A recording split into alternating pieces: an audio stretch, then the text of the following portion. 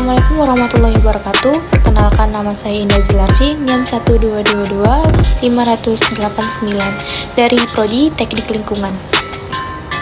Saya Intan Febri Anissa Rusti Aulia dengan NIM 122250111 dari Prodi Teknik Lingkungan.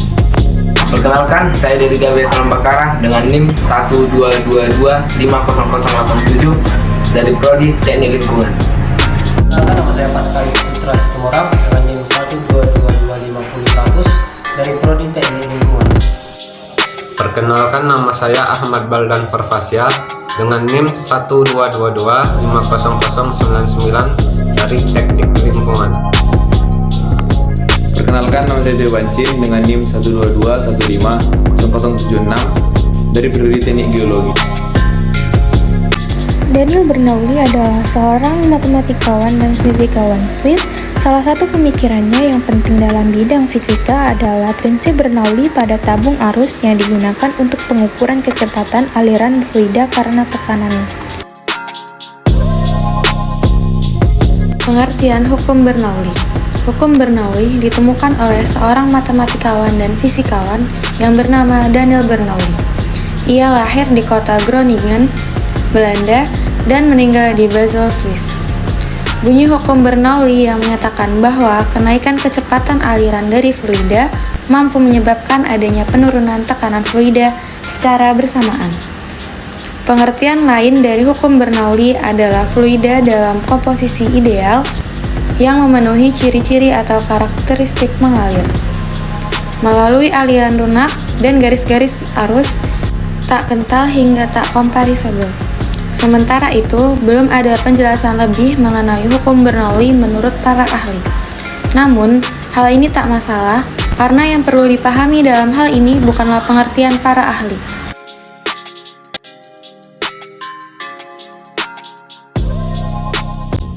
Prinsip hukum Bernoulli. Prinsip Bernoulli merupakan suatu peningkatan pada fluida yang akan menimbulkan suatu penurunan pada tekanan yang ada di aliran fluida. Istilah ini dipakai dalam mekanika fluida.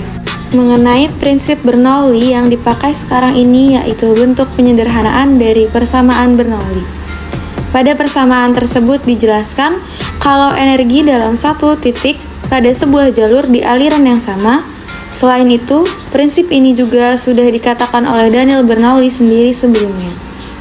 Prinsipnya, dia sudah menyederhanakan prinsip ini jadi persamaan yang berlaku untuk aliran fluida termampatkan dan aliran tak termampatkan.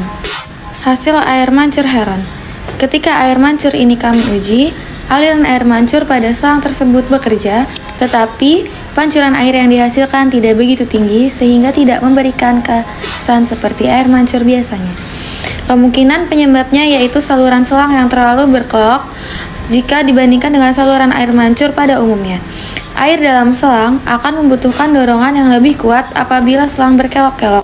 Agar air tersebut mengalir lebih cepat dari botol bawah ke botol atas, sehingga tekanan fluida yang ada pada dalam wadah diperbesar. Solusinya dapat dilakukan dengan cara memperbesar jarak dari bawah botol dengan wadah tengah. Dengan cara tersebut, jarak dari botol bawah dengan botol diperbesar. Hal ini akan membuat jarak dari permukaan air pada botol bawah ke permukaan air pada botol atas air akan lebih besar.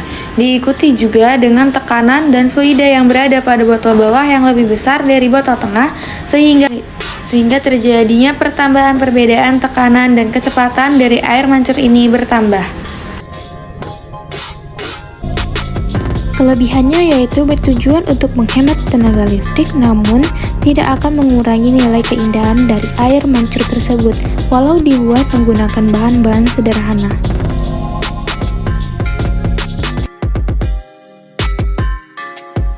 Dan kekurangannya, botol yang digunakan tidak boleh bocor sedikit pun. Kebocoran botol dapat menyebabkan udara dari luar masuk, sehingga tekanan yang ada di dalam tabung tidak seimbang. Air yang dihasilkan kecil dan tidak terlalu besar.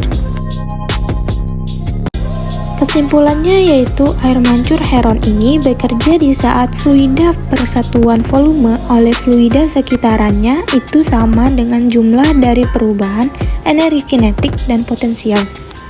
Saat botol atas diisi air sampai penuh, Air akan mengalir ke botol paling bawah melewati selang yang terdapat tekanan tambahan pada botol yang tidak berkurang ke segala arah. Hal ini menyebabkan udara yang ada pada botol bawah mengalir ke botol tengah dan menyebabkan air pada botol tengah keluar melalui selang yang menghubungkannya dengan botol atas. Saat air terdorong pada botol tengah, tekanan hidrostatisnya tetap sama dengan tekanan awalnya sehingga selisih antara tekanan pada botol bawah dan tengah